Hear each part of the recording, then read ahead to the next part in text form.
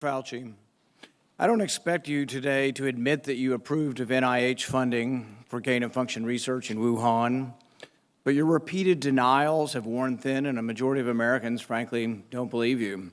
Even the NIH now admits that EcoHealth Alliance did perform experiments in Wuhan that created viruses not found in nature that actually did gain in lethality.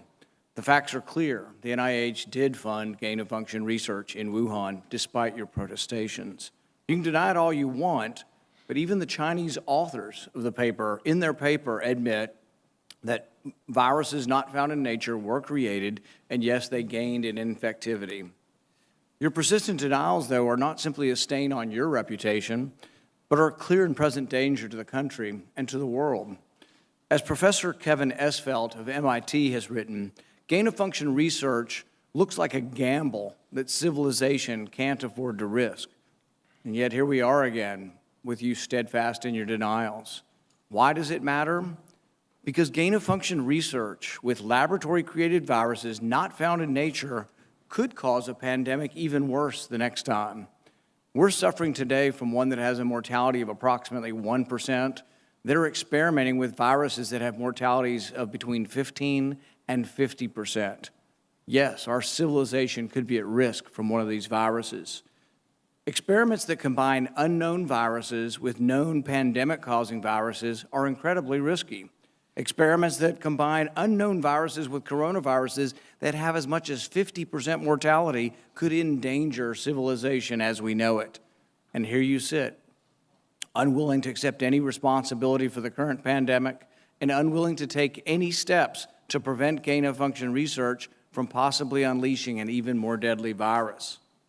You mislead the public by saying that the published viruses could not be COVID. Well, exactly no one is alleging that. No one is alleging that the published viruses by the Chinese are COVID.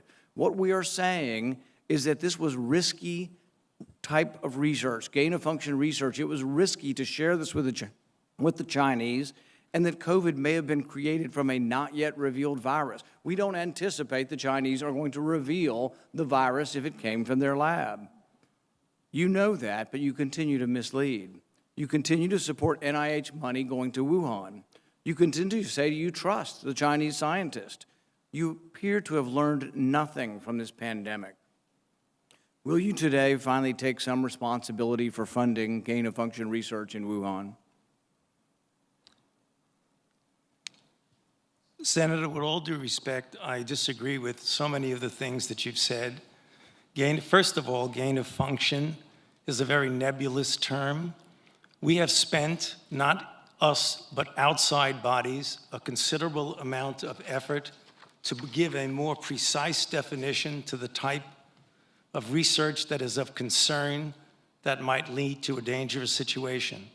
You are aware of that. That is called P3CO. We're aware that you deleted gain-of-function from the NIH website. Well, I can get back to that in a moment if we have time.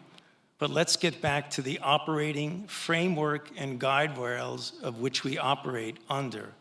And you have ignored them.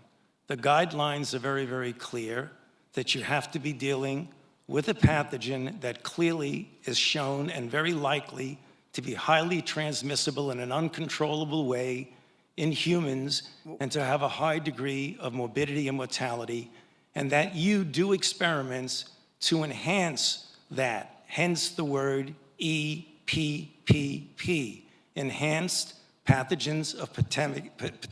So when EcoHealth Alliance took the virus, SHC014, and combined it with WIV1 and caused a recombinant virus that doesn't exist in nature, and it made mice sicker, mice that had humanized cells, you're saying that that's not gain-of-function research? According to the framework and guidelines. So what you're doing is defining away gain-of-function. No. You're simply saying it doesn't exist because you changed the definition on the NIH website. This is terrible, and you're completely trying to escape the idea that we should do something about trying to prevent a pandemic from leaking from a lab.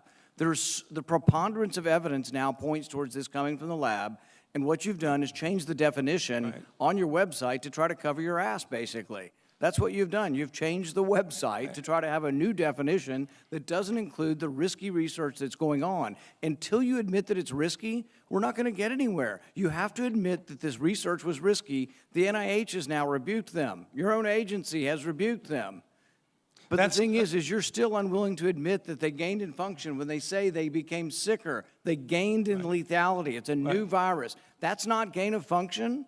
According to the definition that is currently operable, Senator, let's make it clear for the people who are listening. The current definition was done over a 2 to 3 year period by outside bodies, including the NSABB, 2 conferences by the National Academy of Science, Engineering, and Medicine on December 2014, March 2016.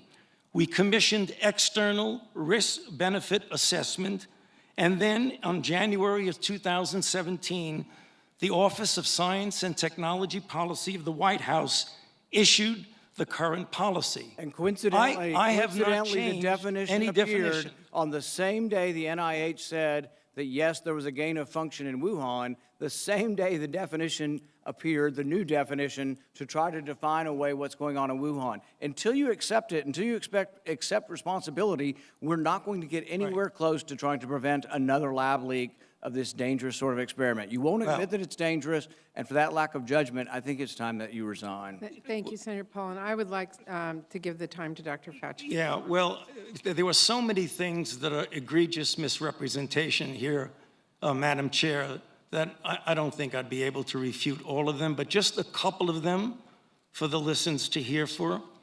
You have said that I am unwilling to take any responsibility for the current pandemic. I have no responsibility for the current pandemic. The current pandemic, okay? Number 2, you said the overwhelming amount of evidence indicates that's a lab leak.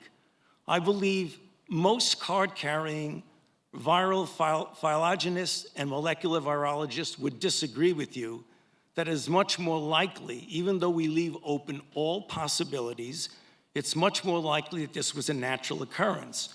Third, you say we We've continue... tested 80,000 animals, and no animals have Senator been Paul, found please- with COVID. Senator Paul, the time is for And Dr. Fauci to third, respond. you made a statement just a moment ago that's completely incorrect, where you say we continue to support research at the Wuhan Institute of Virology. You approved it in which is August of last completely- year. No, your statement says, quote, I wrote it down as you were writing, you continue to support research at the Wuhan Institute of Virology. You were in committee a month ago and Which said is you still completely- trust the Chinese scientists and you still support the research over there. You said it a month ago in Senator committee. Paul, I have allowed Dr. Fauci to respond. You've had your time. I'm going to give him He's one going to more be minute. dishonest. He ought to be challenged. Senator Paul, we will allow Dr. Fauci to respond after you've given accusations like that. Dr. Fauci. Well, I don't have any more to say except to say that, as usual, and I have a great deal of respect for this body of the Senate, and it makes me very uncomfortable to have to say something, but he is egregiously incorrect in what he says. Thank you. Thank History will figure that out on its own. you. We will turn to Senator Hassan. Thank you.